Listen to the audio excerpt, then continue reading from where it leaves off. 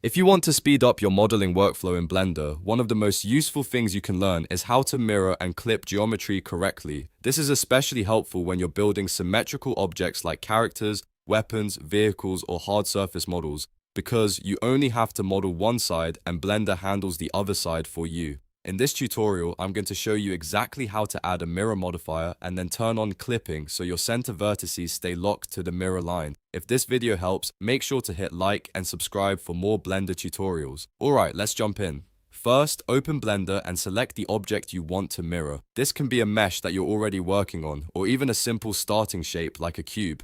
Once your object is selected, look over to the Properties panel on the right side of the screen. You want to click the Modifier Properties tab, which is the blue wrench icon. This is where Blender lets you add non-destructive modifiers to your model. Now, click Add Modifier, and from the list, choose Mirror. As soon as you add it, Blender will duplicate your mesh across a symmetry axis. By default, Blender uses the object's origin point, which is that small orange dot in the center of the object, as the point it mirrors from. That means anything on one side of that origin gets flipped to the other side automatically. Most of the time, Blender will mirror across the x-axis by default, but you can change that depending on your model. If you're building something facing forward, x is usually the axis you want. If the mirror appears in the wrong direction, you can simply enable or disable the axis in the modifier until it matches your model correctly. The important thing to remember is that the origin point controls where the mirror happens, so if your mirror looks off, check the object origin first. Once the mirror modifier is active, you can start editing your mesh in edit mode.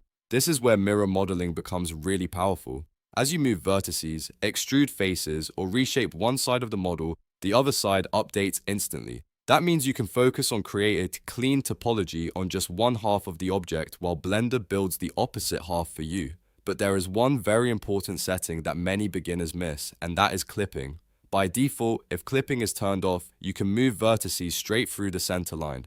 That often creates overlapping geometry, broken seams, or holes right in the middle of the model. It can make your mirror line unstable, especially when you're trying to merge both sides together. To fix that, go back to the mirror modifier settings and check the box for clipping. Once clipping is enabled, any vertex that touches the center line gets locked in place. It cannot cross over to the other side.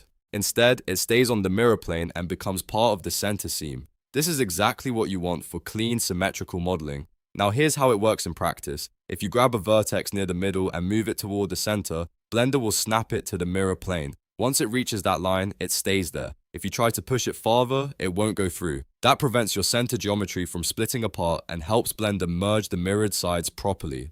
This is especially useful when you are shaping faces, bodies, props, or anything that needs a perfect symmetrical center. Without clipping, it's easy to accidentally pull vertices too far and end up with messy geometry. With clipping on, your model stays neat and connected while you keep editing them. If you want an extra tip, always make sure your object is centered properly before relying on the mirror modifier. If your origin is not in the middle, the mirror result may look wrong. You can fix that by positioning your object correctly and making sure the origin sits where the symmetry line should be. That way the mirror effect behaves exactly the way you expect. So to quickly recap, go to Modifier Properties, add a mirror modifier, make sure Blender is using the correct origin and axis, and then turn on clipping so your center vertex locked to the middle. That combination gives you clean, efficient, and controlled symmetrical modeling in Blender. If you found this useful, please hit the like button, subscribe for more Blender tips, and leave a comment if you want more beginner-friendly modeling tutorials. Thanks for watching, and I'll see you in the next one.